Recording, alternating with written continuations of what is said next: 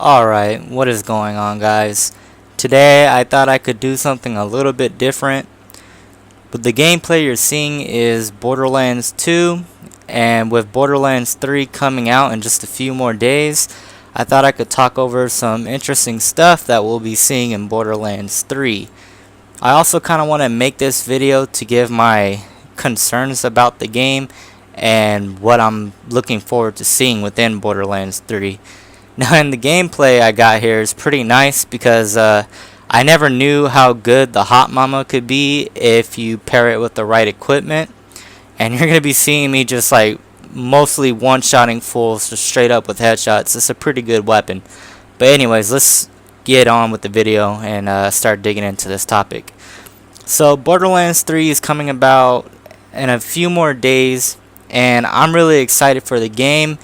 And the graphics and the way it looks and the weapons, I heard a lot of people complaining about the weapons, but honestly, to me, I don't really see anything too wrong with the weapons.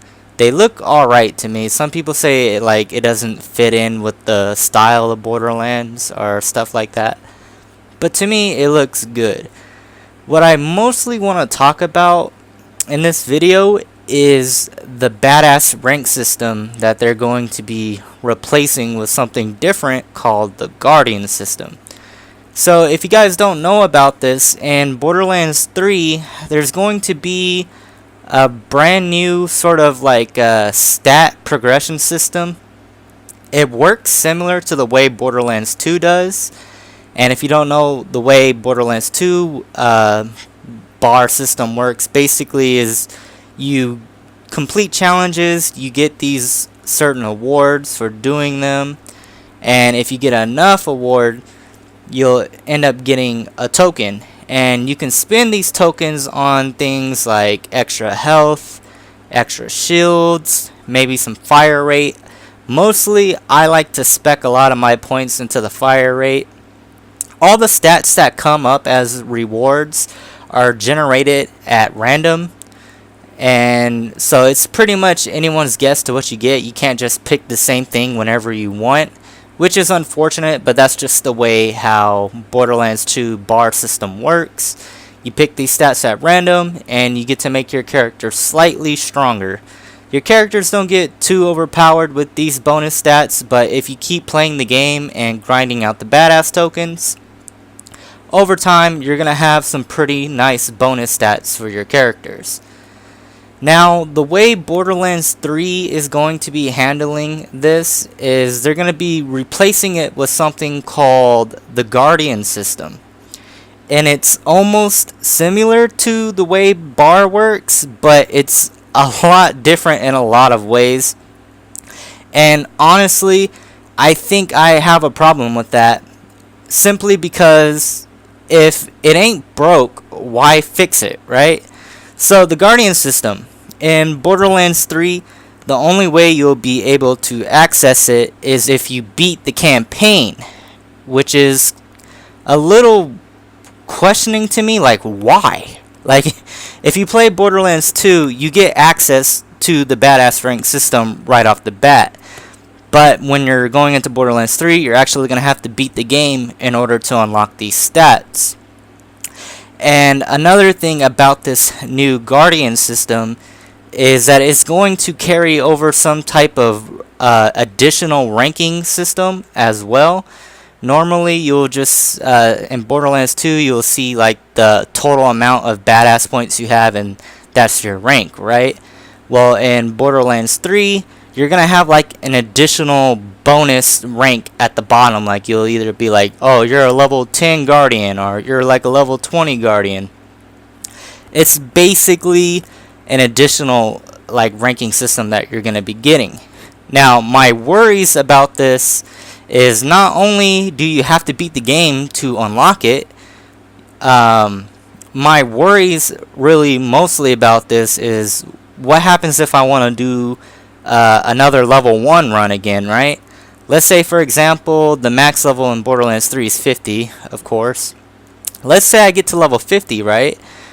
There's I guess you can say I can keep ranking up inside the Guardian system, but what if I want to play the game and I want to do another level 1 run again? Like, I want to start all the way to level 1 and just build my character again. I don't know why. I'm bored. I want to I want to replay Borderlands 3 again from level 1. And that's typically what I usually do a lot. I'll play the game, and then once I hit like the max rank, like the gameplay you're watching now, my character is actually level 79, and he only needs one more level to go, and he's max rank.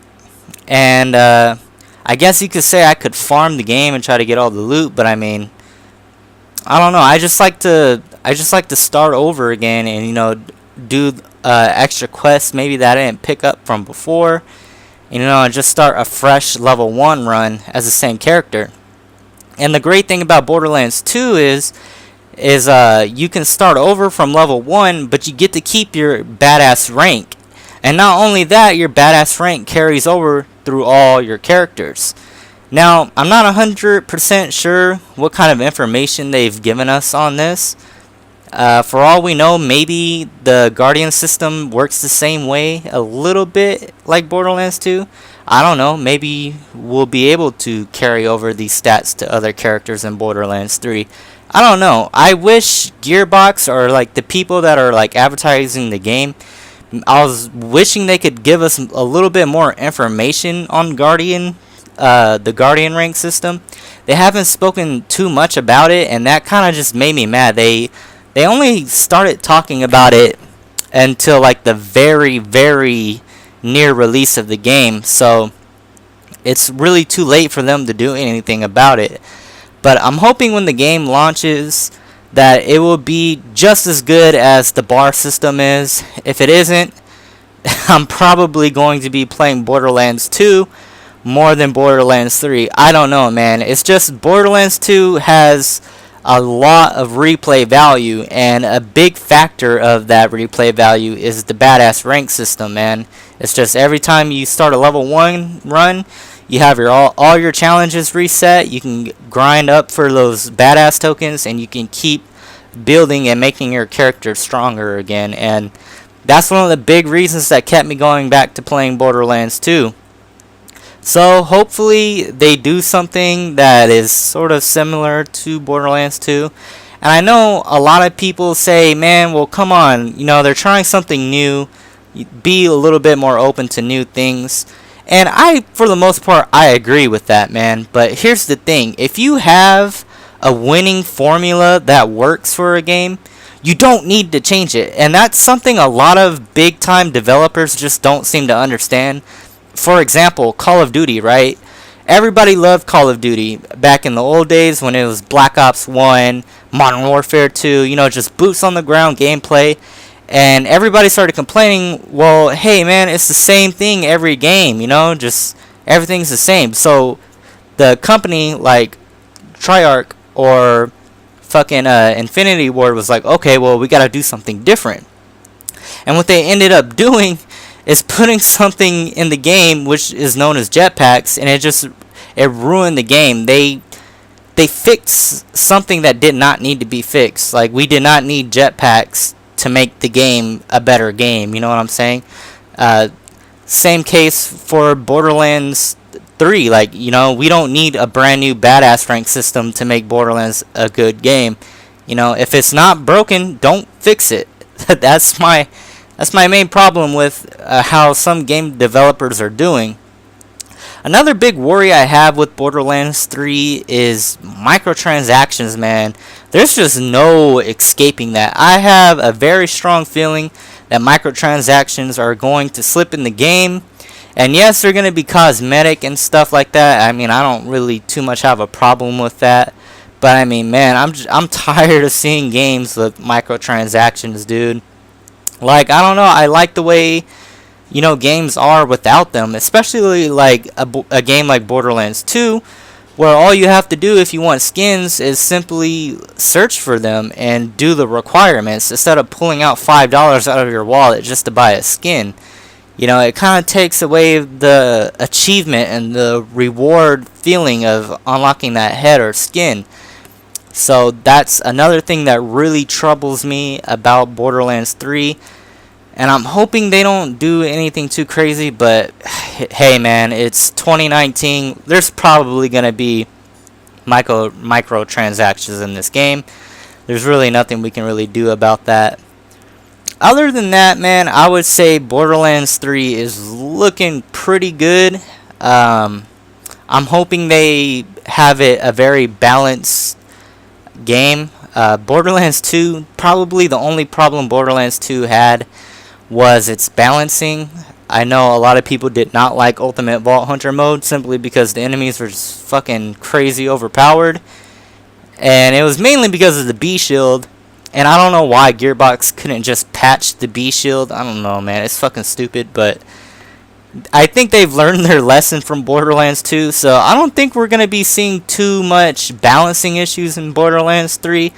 It's going to be pretty balanced, man. They learned their lesson in the pre-sequel. That game was a really good balanced game.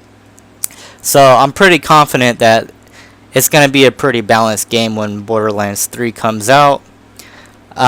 I'm also hearing rumors and like discussions like there's going to be a new rarity coming in pretty soon after the release of the game.